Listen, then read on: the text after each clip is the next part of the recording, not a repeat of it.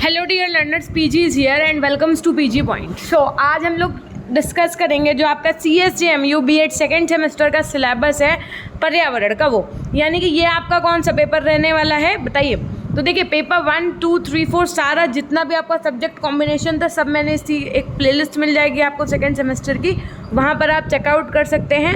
ये आपका detailed syllabus है पेपर 4 का, जिन बच्चों ने पर्यावरण शिक्षा लिया है उनके लिए। ऑप्शन में आपके पास ह्यूमन राइट भी है, ऑप्शन में आपके पास एक सब्जेक्ट आपका और भी है, ठीक है, यानी 3 में। लेकिन जिन्होंने पर्यावरण शिक्षा लिया है ये वीडियो उनके लिए है। तो सबसे पहले आपको इसके अंतर्गत कितनी यूनिट्स पढ़नी है? 4 यूनिट्स करनी है। इंग्लिश मीडियम वालों के लिए भी मैं बता रही हूँगी, इसके बाद जस्ट इंग्लिश मीडियम वालों के सिलेबस है इसमें। सबसे पहले आपको पढ़ना है पर्यावरण शिक्षा की मूल अवधारणाएं, ठीक है। इसके अंतर्गत आपको इस पर्यावरण का अर्थ, अवधारणा, प्रकृति, शिक्षा का अर्थ क्या होता है, पारिस्थितिकी तंत्र क्या होता है, ये बहुत अच्छा सब्जेक्ट है। मैं आपको बता दूं, जो बच्चा मेरे साथ ये सब्जेक्ट पढ़ेगा उसको यूपी टेट का जो EVS का पोर्शन आता है उसमें कहीं दिक्कत नहीं आएगी। आप विश्वास ना मानिए अगर, तो आप मेरे साथ पढ़िए और उसके बाद में हम आपको जो यूपी टेट का प्रीवियस ईयर EVS का क्वेश्चन पेपर था वो भी सॉल्व करवा देंगे, ठीक है। तो आप चेक कर लीजिएगा।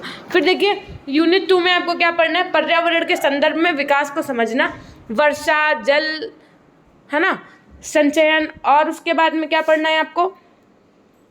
तो इको टूरिज्म, पर्यावरणीय आचार नीति, वैश्विक पर्यावरणीय समस्याएं जैसे ग्लोबल वार्मिंग हो गई, आपकी जलवायु परिवर्तन, ओजोन परत छिद्रता, है ना, ये सब चीज़ें हैं। उसके बाद में पर्यावरण शिक्षा के शिक्षण की विधियां, संगोष्ठी, कार्यशाला, मतलब ये सब जितनी भी चीज़ें हैं वो आपको पढ़नी है। उसके बाद में यूनिट 3 में आपको पर्यावरण शिक्षा में विविध उपागम पढ़ना है। इसके अंतर्गत आपके 4 चैप्टर्स होंगे। कौन कौन से? विद्यालय पाठ्यचर्या में पर्यावरण शिक्षा को शामिल करने का अंतः विषयक एवं बहुविषयक उपागम। ऐसे ही करके आपकी यूनिट 4 आ जाएगी, जिसमें 5 सहगामी गतिविधियां एवं मूल्यांकन आपको पढ़ना होगा, जिसके अंतर्गत आपको शिक्षकों की भूमिका कक्षा में ना पर्यावरण संबंधित की, मतलब बच्चों को पर्यावरण क्यों पढ़ाना चाहिए, ये सब चीज़ें आपको, और विलुप्त प्रजातियां वगैरह पढ़नी होंगी। अब वही सेम सिलेबस आपको यहाँ पे इंग्लिश में दिया है। देखो यूनिट 1 है आपकी इन्वायरमेंटल एजुकेशन में बेसिक कॉन्सेप्ट्स पढ़ने हैं। यूनिट 2 के अंतर्गत आपको understanding development in the context of environment पढ़ने हैं।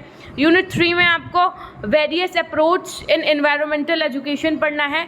देन आफ्टर यूनिट 4 में आपको को करिकुलर एक्टिविटीज़ एंड रिवॉल्यूशन पढ़ना है, ठीक है। और उसके बाद में देखिए विषय सूची, अब हम आपको किस बेसिस पे पढ़ाएंगे? जो आपकी अब डेली क्लासेस होंगी वो इस बेसिस पे होंगी। जैसे ये पूरी बुक मैं आपको कवर करवाऊंगी, ये आपकी ठाकुर पब्लिकेशन की बुक है, एकदम जो अभी लेटेस्ट पैटर्न पे आई है ना, बिल्कुल अभी जो मार्केट में आप जाइए आपको मिल जाएगी, है ना, उसके एकदम उसी पे बेस है। ये न्यू पैटर्न की जो बुक आई है उस पर हम क्लास आपकी करवाएंगे। सो देखो पहली आपकी यूनिट रहेगी पर्यावरण। अब मैम आप किस बेस पे कवर करेंगी? जैसे 1.1 मैंने आज आपको पढ़ा दिया, फिर 1.2 एक दिन पढ़ा दिया, 1.3 ऐसे करके ये एक दिन पढ़ा दिया पूरा 1.1, फिर दूसरे दिन हमने आपको 1.2 पढ़ा दिया। जब पूरा 1.2 के अंतर्गत सारी चीज़ें आपने सारे टॉपिक्स पढ़ लिए, फिर हमने आपको 1.3 एक दिन उठा लिया, पारिस्थितिकी तंत्र पूरा समझा दिया हमने आपको। देन आफ्टर 1.4 पढ़ा दिया, फिर 1.5 में जैसे ये है 1.5, तो पूरा जब 1.5 कवर करवा देंगे तब आपकी यूनिट 2 शुरू हो जाएगी। इसी तरीके से यूनिट 2.1 में जल संचयन जैसे मैंने आपको एक दिन पढ़ा दिया, दूसरे दिन हमने आपको इको टूरिज्म पढ़ा दिया, तीसरे दिन हमने आपको पर्यावरणीय आचार नीति एवं मूल्य पढ़ा दिया, चौथे दिन हमने आपको वैश्विक पर्यावरणीय समस्याएं पढ़ा दी, 5वें दिन ग्लोबल वार्मिंग पढ़ा दी। मतलब ऐसे करके हम आपके ये पूरे, ये देखिए आप 3 मतलब यूनिट 3 पर्यावरण शिक्षा के विविध उपागम, और उसके बाद में ये आपकी देखो इसमें कितने चैप्टर्स हैं? 8 चैप्टर्स हैं। ये यूनिट 4 हो गई आपकी, इसमें कितने चैप्टर्स हैं? तो देखो इसमें आपके 9 चैप्टर्स हैं। सो ऐसे करके हम आपको ये पूरी यूनिट, देखो फ्लोरा एंड फौना, ये सब क्वेश्चन आपके EVS में बनते हैं यूपी टेट में। सो देखो ये था एक आपके लिए एक पैटर्न कि आपको हम किस बेसिस पे तैयारी करवाएंगे। टाइमिंग हम आपको टेलीग्राम चैनल पे बता देंगे। जो बच्चे हमारे टेलीग्राम चैनल से नहीं जुड़े उनको बता दें, लिंक आपको डिस्क्रिप्शन में मिल जाएगा, या आप पीजी पॉइंट सर्च कर लीजिएगा। दूसरी बात, क्या मैम डेली क्लासेस की PDF मिलेगी?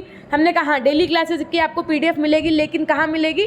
तो उसके लिए आपको ऐप इंस्टॉल करना पड़ेगा। प्ले स्टोर पे जाइए, पीजी पॉइंट ऐप इंस्टॉल कर लीजिए। वहाँ पर आपको कल ही मैं अपडेट करवा पाऊँगी, आज तो नहीं, कल अपडेट करवा दूँगी, और वहीं पर आपको सारे वीडियोज़ के लेक्चर और सारी आपको PDF क्लासेस सब वहीं मिलेगा, है ना। लेकिन जो क्लासेस यूट्यूब पे होगी ना आपकी, उसी का वीडियो आपको वहाँ पे भी दिख जाएगा। बस ये है, ऐसा नहीं है कि क्लास आपकी वहाँ होगी, क्लास तो आपकी यूट्यूब पे ही होगी, लेकिन आपको वीडियो लेक्चर भी वहाँ दिख जाएगा, वहाँ पर आपको PDF भी दिख जाएगी। क्लास वाइज PDF अरेंज करवा दूँगी, ठीक है।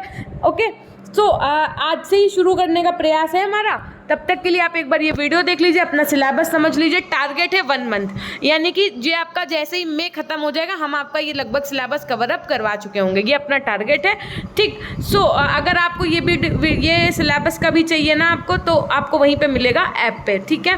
और देखिए, आपने आज अपना सिलेबस देख लिया होगा डिटेल्ड।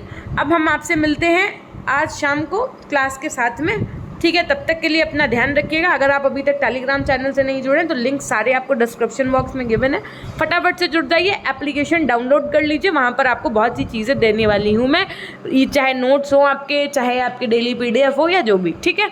सो हमेशा खुश रहिए, मुस्कुराते रहिए, कभी अपने लिए तो कभी अपनों के लिए। Till then take care, bye bye, love you all, love you my dear class.